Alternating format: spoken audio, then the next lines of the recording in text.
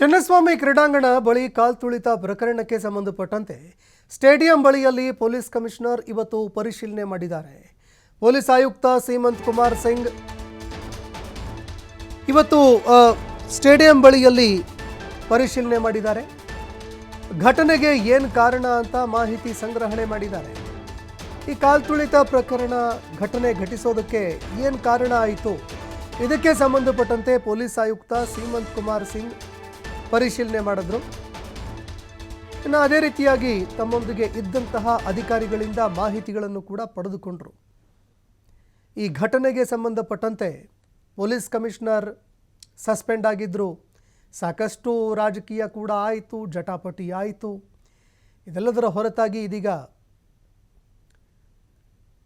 ಚಿನ್ನಸ್ವಾಮಿ ಕ್ರೀಡಾಂಗಣ ಬಳಿ ನಡೆದಂತಹ ಒಂದು ಕಾಲ್ತುಳಿತ ಘಟನೆಗೆ ಸಂಬಂಧಪಟ್ಟಂತೆ ಸ್ಟೇಡಿಯಂ ಬಳಿಯಲ್ಲಿ ಪೊಲೀಸ್ ಕಮಿಷನರ್ ಇವತ್ತು ಪರಿಶೀಲನೆ ಮಾಡಿದ್ದಾರೆ. ಪೊಲೀಸ್ ಆಯುಕ್ತ ಸೀಮಂತ್ ಕುಮಾರ್ ಸಿಂಗ್ ಘಟನೆಗೆ ಏನು ಕಾರಣ ಆಯಿತು ಅಂತ ಮಾಹಿತಿ ಸಂಗ್ರಹಣೆ ಮಾಡಿದ್ದಾರೆ.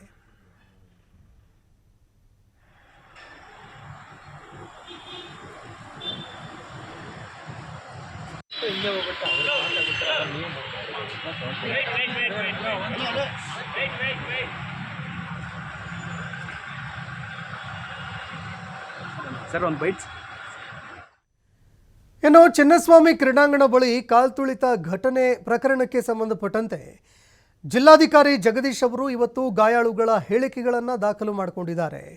58 ಗಾಯಾಳುಗಳಿಗೆ ಜಿಲ್ಲಾಧಿಕಾರಿಗಳು ನೋಟಿಸ್ ಕೊಟ್ಟಿದ್ರು. ಘಟನೆಗೆ ಸಂಬಂಧಪಟ್ಟಂತೆ ನಿಮ್ಮ ಹೇಳಿಕೆಗಳನ್ನು ಕೊಡಬೇಕು. ಹೇಗೆ ಘಟನೆ ಘಟಿಸ್ತು, ಏನು ಎತ್ತ, ಸ್ಥಳದಲ್ಲಿ ಯಾವ ರೀತಿ ಪರಿಸ್ಥಿತಿ ಇತ್ತು, ಇದಕ್ಕೆ ಸಂಬಂಧಪಟ್ಟಂತೆ ಜಿಲ್ಲಾಧಿಕಾರಿ ಜಗದೀಶ್ ಅವರು 58 ಗಾಯಾಳುಗಳಿಗೆ ನೋಟಿಸ್ ಕೊಟ್ಟಿದ್ರು. ಇದೀಗ ಅವರ ಹೇಳಿಕೆಗಳನ್ನು ದಾಖಲು ಮಾಡಿದ್ದಾರೆ. 58 ಗಾಯಾಳುಗಳ ಪೈಕಿ 14 ಜನರಿಂದ ಹೇಳಿಕೆಗಳನ್ನು ದಾಖಲು ಮಾಡಿಕೊಂಡಿದ್ದಾರೆ. ಮಾಜಿ ಆಯುಕ್ತ ದಯಾನಂದ್ ಸೇರಿ ಹಲವರಿಗೆ ನೋಟಿಸ್ ನೀಡಲಾಗಿತ್ತು. ನಾಡಿದ್ದು ಮಧ್ಯಾಹ್ನ ಬಿ ದಯಾನಂದ್ ಅವರನ್ನು ವಿಚಾರಣೆ ಮಾಡಲಾಗುತ್ತೆ. ಇನ್ನು ಈ ಒಂದು ಘಟನೆಗೆ ಸಂಬಂಧಪಟ್ಟಂತೆ ನಾಳೆ ಬಿ ದಯಾನಂದ್ ಅವರನ್ನು ಕೂಡ ನಾಡಿದ್ದು ಮಧ್ಯಾಹ್ನ ಅವರನ್ನು ಕೂಡ ವಿಚಾರಣೆ ಮಾಡಲಾಗುತ್ತೆ.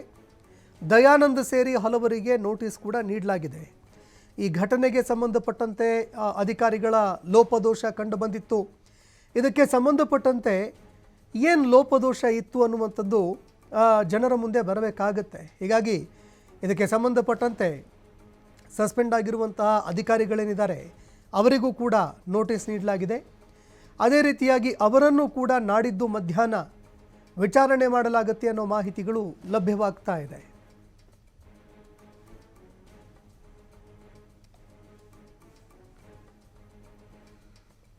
ನಮಗೆ ಅಂದರೆ ಬೆಳಿಗ್ಗೆನೇ ಇನ್ಸ್ಟಾಗ್ರಾಮಲ್ಲಿ ಮತ್ತು ಇದು ಎಲ್ಲ ಇವತ್ತು ಪೆರೇಡ್ ಇದೆ ಅಂತ ಒಂದು ಇದು ಬಂತು. ಅದರಿಂದ ನಾವು ಏನು ಮಾಡೋಣ, ಒಂದು ಹೋಗೋಣ ಅಂತ ನಾವೆಲ್ಲ ನಮ್ಮ ಬ್ರದರ್ಸ್ ಎಲ್ಲ ಹೋಗೋಣ ಅಂತ ಸಿದ್ಧತೆ ಮಾಡ್ಕೊಂಡು ಹೊರಟ್ವಿ. ಕೊನೆಗೆ ಅಲ್ಲಿ ಬಂದಾಗ ನಮಗೆ ಟಿಕೆಟ್ಸ್ ಅಂತ ಹೇಳಿದ್ರು. ಟಿಕೆಟ್ಸ್ ಪರ್ಚೇಸ್ ಮಾಡೋಣ ಅಂತ ಎಲ್ಲ ಚೆಕ್ ಮಾಡ್ತೀವಿ. ಟಿಕೆಟ್ಸ್ ಎಲ್ಲ ಏನೂ ಸಿಕ್ಕಲಿಲ್ಲ. ಸೀದಾ ಸ್ಟೇಡಿಯಮ್ಗೆ ಹೋಗ್ಬಿಟ್ಟು ಹೋಗೋಣ ಅಂತ ಅಂದ್ಕೊಂಡ್ವಿ. ಕೊನೆಗೆ ಅಲ್ಲಿ ಹೋದರೆ ಫ್ರೀ ಅಂತ, ಎಲ್ಲ ಫ್ರೀ ಅಂತ ಹೇಳಿದ್ರು. ನಾವು ಕೊನೆಗೆ ಆಯಿತು ಹೋಗೋಣ ಅಂತ ಚಿನ್ನಸ್ವಾಮಿ ಒಂದು 5 ಗಂಟೆಗೆಲ್ಲ ಹೋಗಿದ್ವಿ ಅಲ್ಲಿಗೆ. ಅದಾದಮೇಲೆ ಅಲ್ಲಿ ಹೋದರೆ ಫುಲ್ ಎಲ್ಲರಿಗೂ ಫ್ರೀಯಾಗಿ ಎಂಟ್ರಿ ಇದೆ ಒಳಗಡೆಗೆ ಅಂತ ಹೇಳಿದ ತಕ್ಷಣ ಜನ ಎಲ್ಲ ಸೇರಿ ಒಳಗಡೆಗೆ ನುಗ್ಗೋಕ್ಕೆ ಎಲ್ಲ ಇದು ಮಾಡಿದ್ರು. ಕೊನೆಗೆ ನಮ್ಗೆ ಏನಾಯಿತು ಅಂದರೆ ಒಳಗಡೆಗೆ ಹೋಗೋಕ್ಕೆ ಚಾನ್ಸ್ ಸಿಕ್ತು. ನಾವು ಒಳಗಡೆ ಹೋದ್ವಿ. ಎಲ್ಲ ಈವೆಂಟ್ಸ್ ಎಲ್ಲ ನಡೀತು. ಡಿ ಕೆ ಶಿವಕುಮಾರ್ ಅವರು ಬಂದಿದ್ದರು, ಎಲ್ಲರೂ ಬಂದರು, ಪ್ಲೇಯರ್ಸ್ ಎಲ್ಲ ಬಂದರು. ಕೊನೆಗೆ ನಾನು ರಿಟರ್ನ್ ಬರುವಾಗ ಏನಾಯಿತು ಅಂದರೆ ನಮಗೆ ಎಲ್ಲ ಜನ ತುಂಬ ಕ್ರೌಡ್ ಇರೋದ್ರಿಂದ ಎಲ್ಲ ನನ್ನ ಕಾಲಿಗೆ ಮೇಲೆ ಎಲ್ಲ ಬಿದ್ದಿರೋದ್ರಿಂದ ನನ್ನ ಕಾಲಿಗೆ ಏಟಾಯಿತು. ಅವತ್ತು ನಮಗೆ ಅಂದರೆ ಬೆಳಿಗ್ಗೆನೇ ಇನ್ಸ್ಟಾಗ್ರಾಮಲ್ಲಿ ಮತ್ತು ಇದು ಎಲ್ಲ ಇವತ್ತು ಪೆರೇಡ್ ಇದೆ ಅಂತ ಒಂದು ಇದು ಬಂತು. ಅದರಿಂದ ನಾವು ಏನು ಮಾಡೋಣ, ಒಂದು ಹೋಗೋಣ ಅಂತ ನಾವೆಲ್ಲ ನಮ್ಮ ಬ್ರದರ್ಸ್ ಎಲ್ಲ ಹೋಗೋಣ ಅಂತ ಸಿದ್ಧತೆ ಮಾಡಿ. ಇನ್ನು ಇದೇ ವಿಚಾರಕ್ಕೆ ಸಂಬಂಧಪಟ್ಟಂತೆ ನಮ್ಮ ಪ್ರತಿನಿಧಿ ಗಾಯಾಳುಗಳನ್ನು ಮಾತನಾಡಿಸಿದ್ದಾರೆ. ಏನು ಹೇಳಿದ್ದಾರೆ ಗಾಯಾಳುಗಳು ಕೇಳಿ. ಚಿನ್ನಸ್ವಾಮಿ ಸ್ಟೇಡಿಯಂನಲ್ಲಿ ಕಾಲ್ತುಳಿತ ಪ್ರಕರಣ ಸಂಬಂಧಪಟ್ಟಂತೆ ಈಗ ಗಾಯಾಳುಗಳು ನಮ್ಮ ಜೊತೆಗಿದ್ದಾರೆ. ಮುಖ್ಯವಾಗಿ ಇವತ್ತು DC ಬೆಂಗಳೂರು ನಗರ ಜಿಲ್ಲಾಧಿಕಾರಿ ಅವರ ನೇತೃತ್ವದಲ್ಲಿ ವಿಚಾರಣೆ ಕೂಡ ನಡೀತು. ಅವರ ಗಾಯಾಳುಗಳ ಹೇಳಿಕೆಗಳನ್ನು ಪಡ್ಕೊಳ್ಳುವಂಥ ಪ್ರಕ್ರಿಯೆ ಕೂಡ ಆಯಿತು. ಈಗ ನಮ್ಮ ಜೊತೆಗೆ ಗಾಯಾಳುಗಳು ಇದ್ದಾರೆ. ಅವತ್ತು ಕಾಲ್ತುಳಿತದಲ್ಲಿ ಏನಾಯಿತು, ತಾವು ಯಾವ ಗೇಟಲ್ಲಿದ್ದಿರಿ? ನಾನು ಗೇಟ್ ನಂಬರ್ 1ನಲ್ಲಿದ್ದೆ. ಅಲ್ಲಿ ಜನ ಓವರ್ ಕ್ರೌಡ್ ಆಗಿದ್ದರು. ಗೇಟ್ ನಂಬರ್ 1ನಲ್ಲಿ ಎಲ್ಲ ಗೇಟಲ್ಲೂ ಓವರ್ ಕ್ರೌಡ್ ಆಗಿತ್ತು. ಯಾವಾಗ ಗೇಟು ಒಂದ್ಸಲ ಓಪನ್ ಮಾಡಿದಾಗ ಎಲ್ಲ ಜನ ರೆಸ್ಟ್ ಮಾಡಿದ್ರು ಒಳಗಡೆ ಹೋಗಬೇಕು ಅಂತೇಳಿ. ರೆಸ್ಟ್ ಮಾಡಬೇಕಾದ್ರೆ ನನ್ನ ಹಿಂದೆಯಿಂದ ಒಬ್ಬರು ಪುಷ್ ಮಾಡಿದಾಗ ಹೋಗಿ ನಾನು ಫೆನ್ಸಿಂಗ್ ರಾಡ್ ಮೇಲೆ ಬಿದ್ದೆ. ಹಂಗಾಗಿ ಸ್ವಲ್ಪ ಕಟ್ಟಾಗಿ ಸ್ಟಿಚಿಂಗ್ ಬಿದ್ದಿದೆ. ಅವರು ಅದೇ ಹಾಸ್ಪಿಟಲ್ಗೆ ಬೋರಿಂಗ್ ಹಾಸ್ಪಿಟಲ್ ರೀಚ್ ಆದಾಗ ಎಲ್ಲ ಡ್ರೆಸ್ಸಿಂಗ್ ಎಲ್ಲ ಮಾಡಿಬಿಟ್ಟು ಸ್ಟಿಚಿಂಗ್ ಹಾಕಿದ್ರು. ಸೊ ಒಂದು 10 ಡೇಸ್ ಆದಮೇಲೆ ಸ್ಟಿಚಿಂಗ್ ರಿಮೂವ್ ಮಾಡಬೇಕು ಮತ್ತು ಎಲ್ಲ ಸೆಟ್ ಆಗುತ್ತೆ, ನಾರ್ಮಲ್ ಆಗುತ್ತೆ ಅಂತ. ಅಂದರೆ ನಿಮ್ಮ ಮೇಲೆ ಬಿದ್ದಿರೋದು ಅಥವಾ ಅಲ್ಲಿನ ನೀವು ಕೂಡ ಏನಾದರೂ ಕಂಪೌಂಡ್ ಹತ್ತಿ ಜಿಗಿದು ಟಿಕೆಟ್ ಪಡ್ಲಿಕ್ಕೆ ಹೋಗಿದ್ದು ಅಥವಾ ಸೀಟ್ ಪಡ್ಕೊಳ್ಳಿಕ್ಕೆ ಹೋಗಿದ್ರೆ ಹೆಂಗೆ? ಇಲ್ಲ ಆ ಥರ ಎಲ್ಲ. ಗೇಟಲ್ಲಿ ವೆಯ್ಟ್ ಮಾಡ್ತಿದ್ವಿ ಗೇಟ್ ಓಪನ್ ಆಗಲಿ ಅಂತ, ಒಳಗಡೆ ಹೋಗ್ಬೇಕು ಅಂತ. ಗೇಟ್ ಯಾವಾಗ ಓಪನ್ ಮಾಡಿದ್ರು ಹಿಂದೆಯಿಂದ ಪುಷ್ ಮಾಡಿದ್ರು ಜನ, ಒಂದೇ ಸಲ ಹೋಗ್ಬೇಕು ಒಳಗಡೆ, ನಾನು ಹೋಗ್ಬೇಕಂತ. ಆ ಸಮಯದಲ್ಲಿ ನನ್ನ ಹಿಂದೆಯಿಂದ ಒಬ್ರು ಪುಷ್ ಮಾಡಿದ್ದಕ್ಕೆ ನಾನು ಹೋಗಿ ಒಂದು ಕಂಬಿ ಮೇಲೆ ಬಿದ್ದಿದ್ದು. ಮತ್ತು ರೆಸ್ಪಾನ್ಸಿಬಲ್ ಅಂತ ಬಂದಾಗ ಇಲ್ಲಿ ಪ್ಲ್ಯಾಂಡಾಗಿ ಆರ್ಗನೈಸ್ ಮಾಡಬೇಕಿತ್ತು ಅನಿಸ್ತಿದೆ. ಇಲ್ಲಿ ಗೌರ್ಮೆಂಟ್ದು ಪರ್ಟಿಕ್ಯುಲರಾಗಿ ಇವ್ರನ್ನ ಅಂತ ಬ್ಲೇಮ್ ಮಾಡೋಕ್ಕಾಗಲ್ಲ ನಾವು, ಜನದ್ದು ತಪ್ಪಿದೆ, ಆ ಥರ ಬಿಹೇವ್ ಮಾಡಬಾರ್ದಿತ್ತು ನಮ್ಮ ಜನ. ಮತ್ತು ಇಲ್ಲಿ ಗೌರ್ಮೆಂಟ್ ಅವರು ಪ್ರಾಪರಾಗಿ ಆರ್ಗನೈಸ್ ಮಾಡಬೇಕಿತ್ತೇನೋ ಅನಿಸ್ತಿದೆ. ಪ್ಲ್ಯಾಂಡಾಗಿ ಮಾಡಿದರೆ ಎಲ್ಲ ಓಕೆ ಆಗುತ್ತೆ. ಅದೇ ಥರ ಸ್ಟೇಟ್ಮೆಂಟ್ ಕೊಟ್ಟಿರ್ತೀರಾ? ನನಗೆ ನಮ್ಮ ಕೊಲೀಗ್ಸ್ ಮುಖಾಂತರ ನನಗೆ ಇದು ಗೊತ್ತಾಗಿದ್ದು, ಈ ಥರ ಒಂದು ವಿಕ್ಟರಿ ಪ್ಯಾರಡಿ ಇದೆ ಅಂತ. ಸೊ ನಾವು ಡಿಸ್ಕಸ್ ಮಾಡಿಕೊಂಡು ಹೋಗೋಣ, ಇಲ್ಲಿ ರೋಡ್ ಶೋ ಇರುತ್ತಂತೆ, ರೋಡ್ ಶೋ ಅಲ್ಲಿ ಸೈಡಲ್ಲಿ ನಿಂತ್ಕೊಂಡು ನೋಡ್ಕೊಂಬರೋಣ ಅಂತ ಪ್ಲ್ಯಾನ್ ಮಾಡಿದ್ದು. ಹೋಗ್ಬೇಕಾದ್ರೆ ಗೊತ್ತಾಯಿತು ರೋಡ್ ಶೋ ಕ್ಯಾನ್ಸಲ್ ಆಗ್ತಿದೆ ಅಂತ. ಸೊ ಹಂಗಾಗಿ ಸ್ಟೇಡಿಯಂ ಹತ್ರ ಹೋಗಿದ್ದು ನಾವು. ಸ್ಟೇಡಿಯಂ ಹತ್ರ ಹೋದರೆ ಫುಲ್ ಕ್ರೌಡ್ ಆಗಿತ್ತು. ಸೊ ಹಂಗಾಗಿ ಈ ಥರ ಇಂಜುರಿ ಆಯಿತು. ನೀವೇನು ವರ್ಕಿಂಗ್ ಅವರಾ ಅಥವಾ ಹೇಗೆ? ಎಲ್ಲಿಂದ ಬಂದಿದ್ದೀರಿ ನಿಮ್ಮ ನೇಟಿವ್? ನಮ್ಮ ನೇಟಿವ್ ಒಂದು ಚಿಂತಾಮಣಿ ಹತ್ರ ಮಾದರಕಲ್ಲು ವಿಲೇಜ್ ಅಂತ. ವರ್ಕಿಂಗು. ನಿಮ್ಮ ಸ್ನೇಹಿತರುಗಳೆಲ್ಲ ಬಂದಿದ್ದಾರೆ, ಎಷ್ಟು ಜನ ಬಂದಿದ್ರಿ ನೀವು? ಈಗ ಯಾರ್ಯಾರಿಗೆ ಇಂಜೂರ್ಡ್ ಆಗಿದೆ? ಟೋಟಲ್ ನಾವು 4 ಮೆಂಬರ್ಸ್ ಬಂದಿದ್ವಿ. 4 ಮೆಂಬರ್ಸಲ್ಲಿ ನನಗೆ ಒಬ್ಬನಿಗೆ ಇಂಜೂರ್ ಆಗಿರೋದು.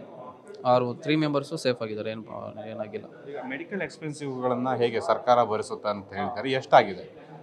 ಎಲ್ಲ ಸರ್ಕಾರನೇ ಫ್ರೀ ಟ್ರೀಟ್ಮೆಂಟ್ ಕೊಡ್ತಿದೆ, ಅದರಲ್ಲೇನು ಪ್ರಾಬ್ಲಮ್ ಇಲ್ಲ. ಓಕೆ. ಒಟ್ಟಾರೆ ಇದು ಗಾಯಾಳವ್ರು ಹೇಳ್ತಾ ಇರುವಂಥ ಮಾತು. ಸರ್ಕಾರದಿಂದ ನಮಗೆ ವೈದ್ಯಕೀಯ ವೆಚ್ಚವನ್ನು ನೀಡ್ತಾ ಇದ್ದಾರೆ, ಆದರೆ ನಾವು ಕೂಡ DC-ಗೆ ಏನೇನು ಕೇಳಿದ್ರು ಅನ್ನೋಂಥ ವಿವರಣೆ ಸಂಪೂರ್ಣವಾಗಿ ಕೊಟ್ಟಿದ್ದೀವಿ. ಘಟನೆಗಳಲ್ಲಿ ಏನಾಯಿತು, ಹೇಗೆ ಆಯಿತು, ಯಾರು ಕಾರಣ ಅನ್ನೋದರ ಸಂಪೂರ್ಣ ವಿವರವನ್ನು ತನಿಖಾ ಅಧಿಕಾರಿಯವರಿಗೆ ಸಲ್ಲಿಸಿದ್ದೇವೆ ಅಥವಾ ನಮ್ಮ ವರದಿಯನ್ನು ನೀಡಿದ್ದೇವೆ, ಹೇಳಿಕೆಯನ್ನು ನೀಡಿದ್ದೇವೆ ಅನ್ನೋಂಥ ಮಾಹಿತಿಯನ್ನು ಇವರು ಆಡ್ತಿದ್ದಾರೆ. ಕ್ಯಾಮ್ರಾಮನ್ ನದಾಬ್ ಜೊತೆ ಗಣೇಶ್ ಹೆಗಡೆ, TV5 ಬೆಂಗಳೂರು.